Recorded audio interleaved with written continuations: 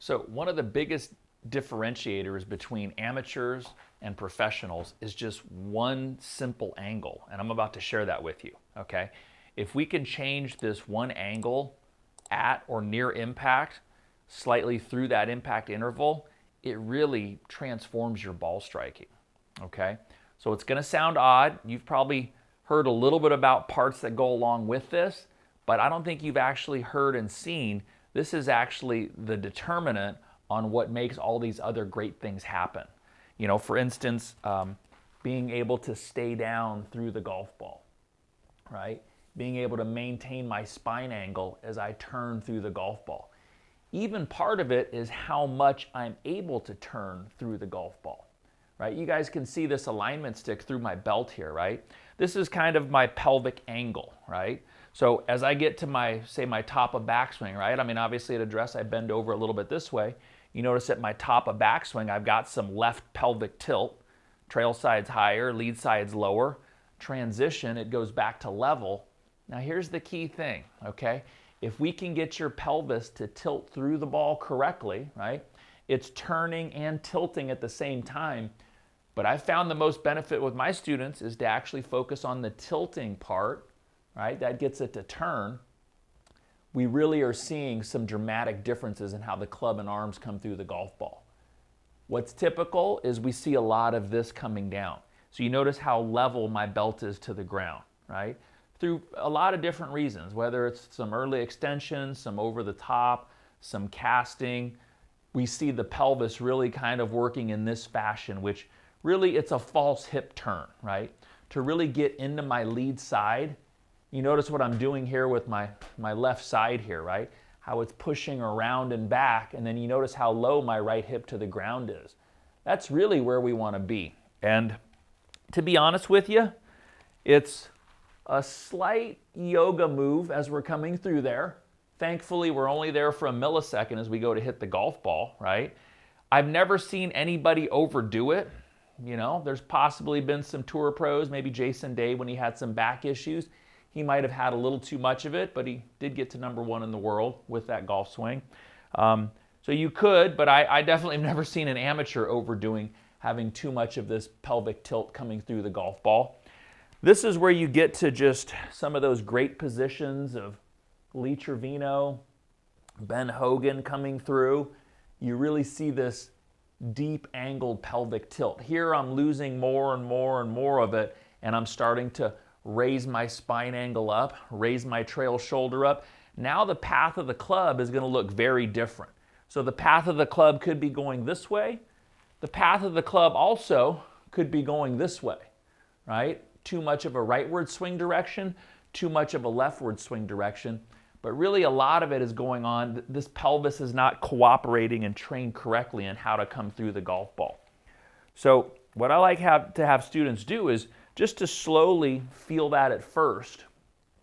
I feel a large stretch in my left glute, my left hamstring, and I feel definitely a lot of pressure into my lead foot, right? It feels like you're stretching your back like this. It feels good and challenging all at the same time, but just know that that's really the feeling of greatness. I feel like my arms have so much room through the ball here, and I can see nothing but the club striking the back of that golf ball. And then what I also love about this, my feet are very, very planted and grounded. I see so many golfers when they're hitting the golf ball, they're so up on their tippy toes, it looks like you could just push them over and they would fall right down. That's not a great thing for when we've got the club moving that fast through the golf ball. Okay, so it's good to just slowly get in there, feel that pelvic tilt, right? You notice my trail arm moves into my rib cage as I go to do that just automatically, right? And then as I go to just hit some small shots here at first, I'm just kind of trying to experience that feeling and program that in my mind's eye. That really is going to be just the spot that I want to be hitting as many golf shots from as possible, right? Challenging, but definitely the feeling of greatness. So feel it there. I feel that stretch. I feel my left glute pushing back. Notice how far back that is behind me. Pelvis is tilted. It's not up too high. and then go ahead and just chip one out there. But that definitely, I get a great sensation of my chest being so low and down and through for a long time. One of the biggest things that you always hear and see in golf is I'm coming up, I'm coming out of it, I lifted my head up. And there is truth to that, just because there's so many things that are going on with this pelvis that starts to go up through my spine and into my head, and it really can just disrupt potentially what might have been a good golf shot. So if we can really train the pelvis to work correctly, right? I see so many players that do it great in their backswing, they transition it, and then it starts to fall apart, okay? Sometimes I see some issues of this even occurring in the backswing. That's probably like, say, 20 handicap and above, right? Most times people have it great in the backswing because they've worked on it, they've looked at it, but I want you to really focus on this position here and really study that one. That's where we want to have that same pelvic tilt. This backswing here would be the same as this downswing. So I'll see these players, they make a great backswing, and then it really kind of goes like this coming down, and they're thinking, well, your heel's supposed to come up. It's like, yeah, it does, but it happens post-impact. We're like this, and then it kind of gets peeled up and off the ground into our follow-through. So we'd like it to maybe come up a little bit later, right? Once you've done a few rehearsals, feeling impact, pushing it through, you can even take some where you just touch the ball at impact, push it through with that pelvis tilted, really feel that stretch, and then just hit some regular golf shots. And I guarantee you're going to get some good sensations.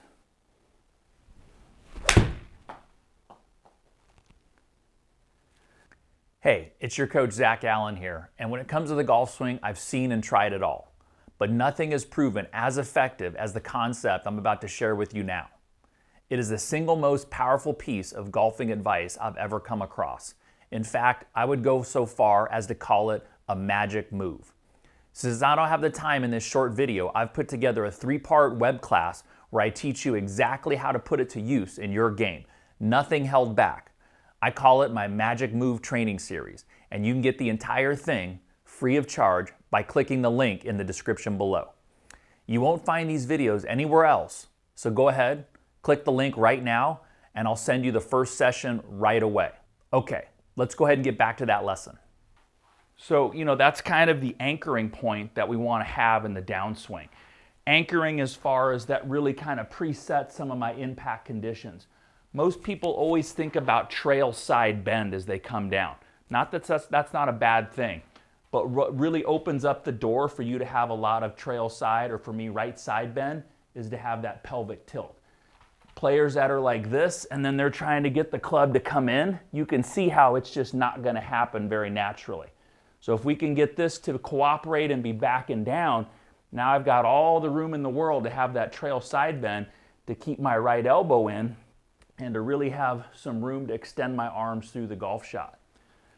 So take a look. I've definitely seen some dramatic changes just from starting at impact like we did on some of those drills there, and it starts to change what happens earlier in the downswing, right? It even starts to change what happens in transition, because you're going to start to know where you're headed, right? We're headed to a different impact position, a much lower, a much more tilted, a much more down and through and extended, okay? That's really just stuff that we want to have going all the time.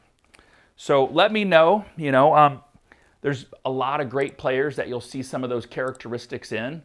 If you have any questions or any concerns about kind of some of the things that you're doing, let me know down in the comments, right? If this video helps you out, definitely let me know that also. I think it will.